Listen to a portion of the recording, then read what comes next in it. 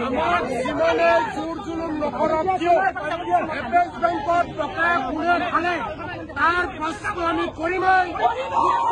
চৰকাৰে দিব লাগিব।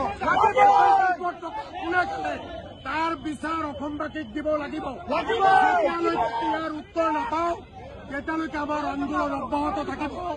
আমি হাজাৰ পুলিচ লগা বাধা দিলেও অসমৰ সম্পদ এপেক্স বেংকৰ টকা লুটি খোৱাসকলৰ বিৰুদ্ধে